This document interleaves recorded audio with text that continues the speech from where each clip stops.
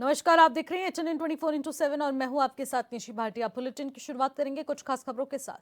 देहरादून में स्वच्छ नारी और सशक्त परिवार अभियान कार्यक्रम का आयोजन किया गया। इस अभियान का शुभारंभ मध्य प्रदेश से प्रधानमंत्री नरेंद्र मोदी ने वर्चुअली शुभारंभ किया है। इस मौके पर राज्यपाल गुरमीत सिंह चौहान और मुख्यमंत्री पुष्कर सिंह धामी मौजूद रहे।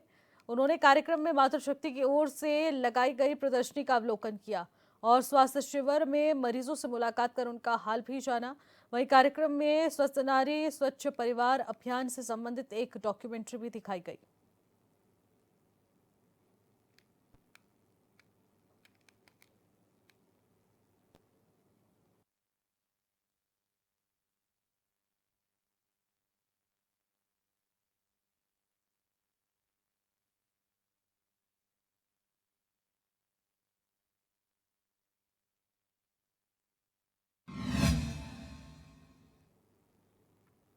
प्रदर्शनी व स्टॉल्स का अवलोकन भी इस दौरान किया गया है। पुरस्कार वितरण कार्यक्रम का एक भव्य आयोजन हुआ है। सीएम धामी ने कार्यक्रम में शिरकत की। साथ ही साथ हथकरघा और हस्तशिल्प विकास परिषद ने यह बड़ा आयोजन किया है। भाइयों एवं बहनों, मीडिया के हमारे सभी मित्र, आए हुए सभी गणमान्य अतिथिगण, मैं सबसे पहले तो आप सभी का मुख्य सेवक सदन में आज इस प्रदर्शनी और सम्मान समारोह में आने के लिए आप सभी का हृदय से स्वागत करता हूं। आप सबका मैं अभिनंदन करता हूं। भाइयों बहनों, अभी कल आपने देखा होगा देहरादून में बहुत विनाशकारी आपदा आई और पूरे प्रदेश के अंदर इस पर हमको ऐसी आपदाओं का सामना करना पड़ा है। 5 अगस्त धराली से यह आपदा का दौर शुरू हुआ और लगातार अभी भी चल रहा है। इन विनाशकारी आपदाओं में अपने प्रियजनों को खोने वाले सभी परिवारों के प्रति मैं अपनी गहरी संवेदना प्रकट करता हूं।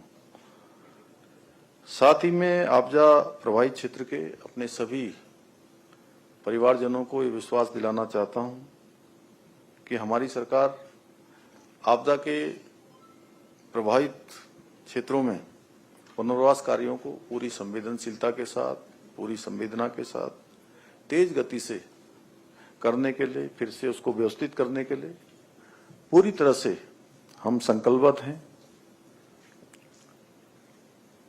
भाइयों बहनों, ये जो हथकरघा दिवस का कार्यक्रम था वो हम समय से नहीं कर पा रहे हैं क्योंकि आप सबका कार्यक्रम 7 तारीख को होना था, 7 अगस्त को, लेकिन 5 अगस्त को धराली में आपदा आ गई थी और उस भीषण आपदा के कारण ये कार्यक्रम आज हो रहा है। परंतु आज इस विशिष्ट कार्यक्रम के माध्यम से हम उत्तराखंड की समृद्ध परंपरा संस्कृति के संभावक आप सभी हस्तशिल्पी बुनकर भाई बहनों के योगदान को सम्मानित कर रहे हैं। आप सभी न केवल उत्तराखंड की समृद्ध सांस्कृतिक विरासत और संस्कृति को बढ़ाने वाले ब्रांड एम्बेसडर हैं। ब्रांड एम्बेसडर जानते हैं ना सब लोग? सभी लोग नहीं जानते होंगे तो मैं बता देता हूं थोड़ा।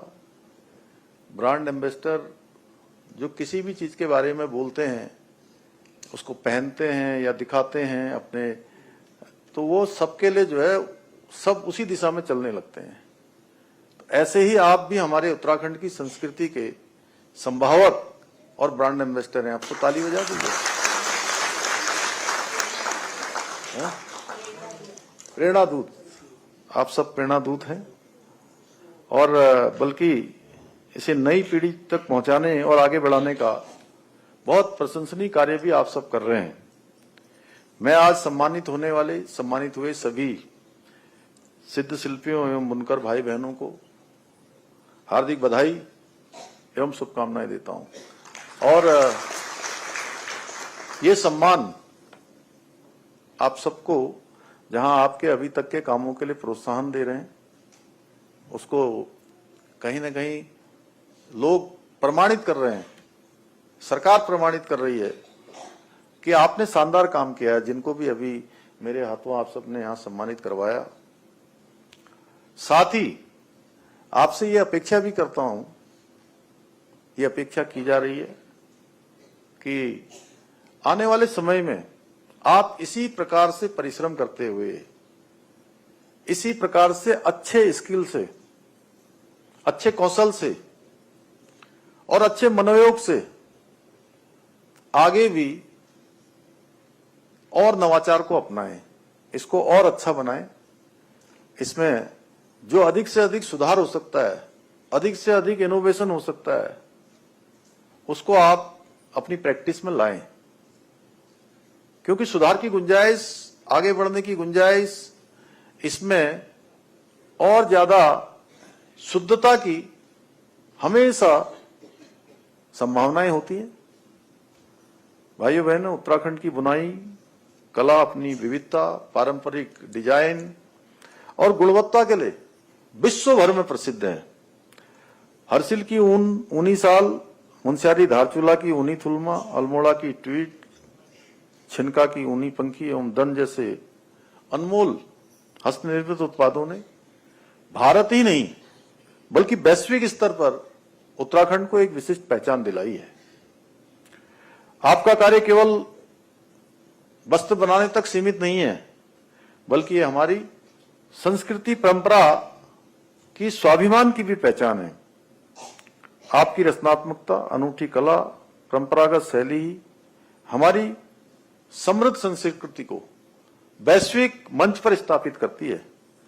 आज हमारे जो पिछोड़े के डिजाइन है, उसकी मांग न केवल भारत में बल्कि पूरी दुनिया भर में लगातार बढ़ रही है। ये बात मैंने तब अनुभव की थी जब मैं इन्वेस्टर्स समिट के सिलसिले में इंग्लैंड गया था, लंदन गया था, तो वहां मैंने देखा क्या सैकड़ों की संख्या में हमारी बहनें उत्तराखंड के कुमाऊं, गढ़वाल जो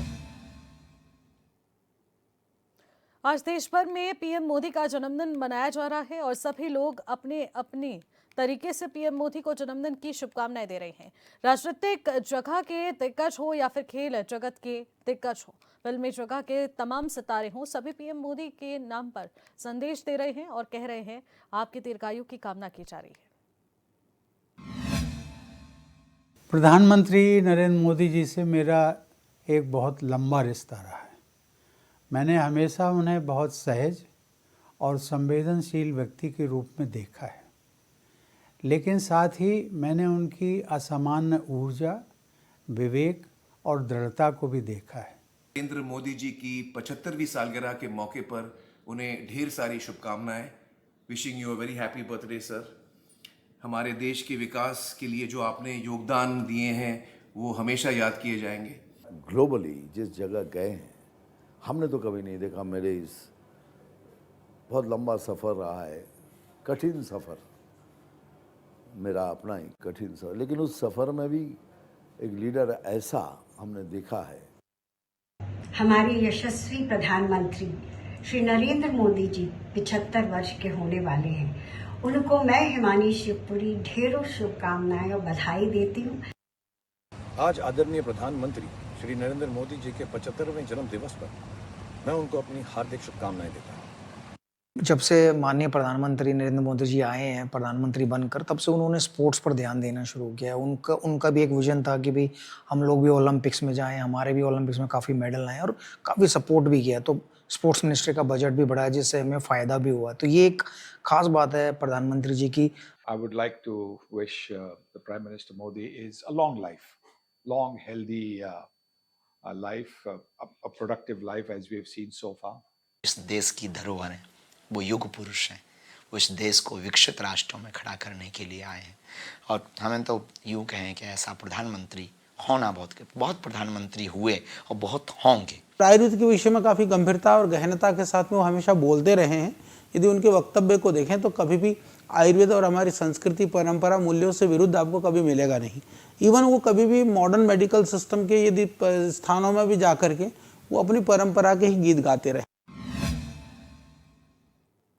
देहरादून समेत प्रदेश के कई जिलों में सोमवार देर शाम हुई बारिश का कहर जिस तरीके से देखने को मिल रहा है उसके भयावह मंजर की तस्वीरें सामने आ रही हैं। जहां देहरादून में कई लोगों की आपदा में मौत हो गई तो कई पुल और मार्ग क्षतिग्रस्त भी हुए हैं। भारी बारिश के चलते लोगों के घर, दुकानें और होटल मलबे में बह गए हैं। वहीं आपदा को लेकर सीएम धामी ने कहा कि लगातार अधिकारियों से रिपोर्ट ली जा रही है, राहत बचाव कार्य में तेजी लाई जाएगी। बंद पड़े हाईवे मार्गों को खोलने की कोशिश भी की जा रही है।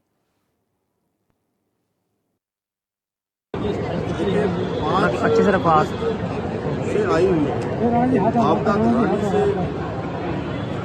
आपदा का दौर शुरू हुआ। घराली के बाद पौड़ी जनपद में हमारा सैंती समेत कई सारे स्थानों पर रुद्रप्रयाग और थराली, चेपड़ू, उत्तरकाशी के श्याना चट्टी में जल भराव हुआ। बागेश्वर कपकोट के पौसारी में बड़ी आपदा आई और अभी कल देहरादून और देहरादून के आसपास भारी बारिश के कारण से बादल फटने से बड़ी जनहानि भी हुई है और हमारी सरकारी संपत्तियां, निजी संपत्तियां, सड़क, बिजली, पेयजल, दूरसंचार सभी व्यवस्थाएं इसमें बहुत प्रभावित हुई। हमारा प्रयास है कि हम जल्दी से जल्दी जल जीवन को सामान्य करें और जो सेवा पखवाड़ा आज से मनाया जा रहा है, आज से पूरे देश के अंदर शुरू हुआ है, हमारे प्रदेश के अंदर भी शुरू हुआ है, उस सेवा पखवाड़ा में भी मैं सबसे अपील करता हूं कि हम जो हमारे आपदा पीड़ित हैं, आपदा में जो प्रभावित हुए हैं, जिन्होंने अपने स्वजनों को खोया है, उनके मकान से लेकर तमाम प्रकार की जो हानियाँ उनको हुई हैं, उसमें हर संभव खड़े हैं उनकी मदद के लिए। पीएम मोदी के 75वें जन्मदिवस के अवसर पर बीजेपी कार्यकर्ताओं ने अल्मोड़ा में रक्तदान शिविर का आयोजन किया। इस मौके पर केंद्रीय सड़क परिवहन और राजमार्ग राज्य मंत्री अजय टम्टा भी मौके पर मौजूद रहे। वहां उन्होंने पीएम मोदी की कार्यशैली और दूरदर्शिता की सराहना की। उन्होंने कहा कि नरेंद्र मोदी ने भारत को नई दिशा दी है और आज उनकी पहचान विश्व के महापुरुष के रूप में हो चुकी है। विश्व पुरुष के रूप में जिन्होंने अपनी मेहनत, अपने प्रयास और जीवन के बहुत सारी कठिनाइयों को आगे करते हुए भारत के 140 करोड़ की जनता का प्यार और आशीर्वाद से देश के तीसरी बार प्रधानमंत्री और पूरे दुनिया में भारत की छवि को विश्व पटल में लाने का काम करने वाले, भारत की अर्थव्यवस्था के रूप में जिस प्रकार से देश के गौरव को बढ़ाते हुए वैसी वित्तीय व्यवस्था को भी दुनिया में सर्वोच्च स्थान प्राप्त करवाने वाले, स्पेस साइंस के क्षेत्र में ऐसा कीर्तिमान उनके मार्गदर्शन में वैज्ञानिकों ने करने वाले और दुनिया में इस सदी के अंदर जो महामारी के रूप में कोरोना आई उसको इतने प्यार से और पूरे देश को व्यवस्थित करते हुए, किसी को कोई भी कठिनाई नहीं होते हुए टेक्नोलॉजी को देश के हर गरीब तक पहुंचाने में और डायरेक्ट सभी के खातों में सरकार की मिलने वाली सुविधाओं को किसी भी प्रकार का कोई भ्रष्टाचार ना रहे, ऐसे महापुरुष का जन्मदिन है। हम सभी भारतीय जनता पार्टी के कार्यकर्ता और मेरे लोकसभा क्षेत्र अल्मोड़ा, पिथौरागढ़, बागेश्वर, चंपावत की जनता, हम ईश्वर से प्रार्थना करते हैं कि भगवान उनको दीर्घायु प्राप्त करे। मसूरी जॉर्ज एवरेस्ट टेंडर विवाद को लेकर सियासत तेज हो गई है। कांग्रेस ने आरोप लगाया कि पर्यटन विभाग ने एडवेंचर टूरिज्म को बढ़ावा देने के नाम पर बाबा रामदेव और आचार्य बालकृष्ण के साथ मिलकर हजारों करोड़ों रुपए का महा घोटाला कर दिया है। वहीं बीजेपी विधायक सुरेश गड़िया ने बताया है कि मामले की जानकारी होने के बाद भी यहां पर पल्ला झाड़ा जा रहा है। उन्होंने कहा कि योग गुरु बाबा रामदेव ने पूरे विश्व में योग का प्रचार कर भारत का मान बढ़ाया है। पतंजलि उत्तराखंड का प्रतिष्ठान है और अगर वह कोई काम कर रहा है तो निश्चित रूप से वो देश, प्रदेश और जनता के हित में ही होगा।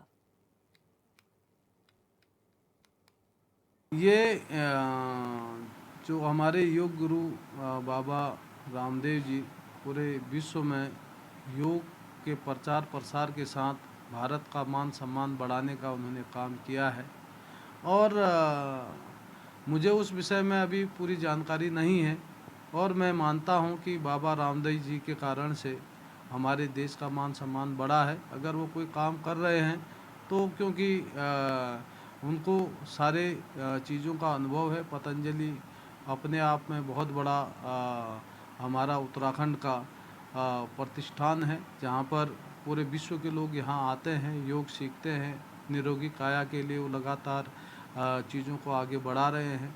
तो इसलिए अगर मसूरी के अंदर जो चीज़ अभी आपने मुझसे पूछा है, मैं उस पर भी जानकारी जुटाऊंगा। पर लेकिन अगर वो कोई काम कर रहे हैं तो ज़रूर भारत के हित में होगा, देश के हित में होगा, उत्तराखंड के हित में होगा, क्योंकि ये देवी भूमि का प्रदेश है और यहाँ पर जो काम करता है वो ईमानदारी के साथ और ठीक तरीके से यहाँ के लोग करते हैं, और उसको आगे बढ़ाने में हम सब लोगों ने अगर सही काम है तो उस पर सहयोगी के रूप में आगे बढ़ना है। देहरादून के बाल देवता क्षेत्र में हाल ही में हुए बादल फटने की घटना के बाद रसपना और पिंदारी नदी किनारे अवैध कब्जे का मामला भी सुर्खियों में आ चुका है, जिस पर बीजेपी विधायक सुरेश सिंह चौहान ने कहा कि नदी नालों के किनारे बसे अवैध निर्माण और मलिन बस्तियों का विस्थापन भी बेहद जरूरी है। उन्होंने कहा कि अगर समय रहते ठोस कदम नहीं उठाया गया तो भविष्य में बड़ी त्रासदी हो सकती है।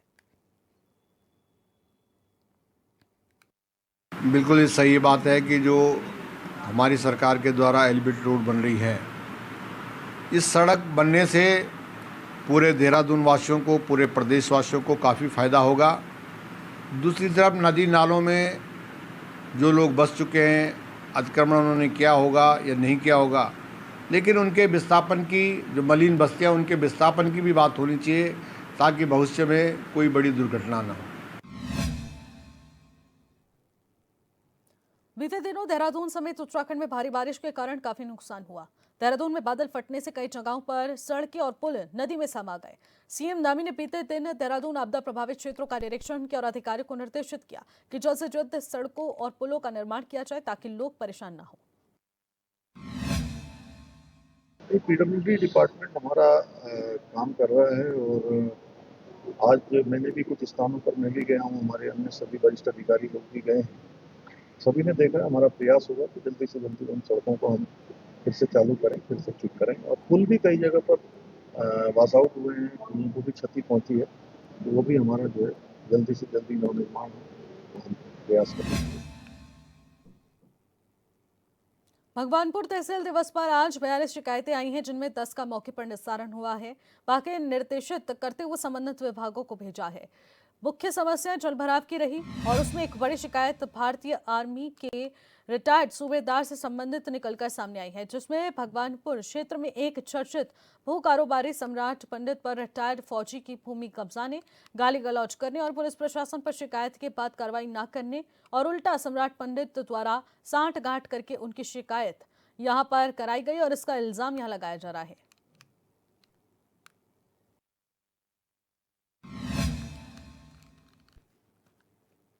फिलहाल इस बुलेटिन में इतना ही। आप देखते रहिए HNN 24/7। नमस्कार।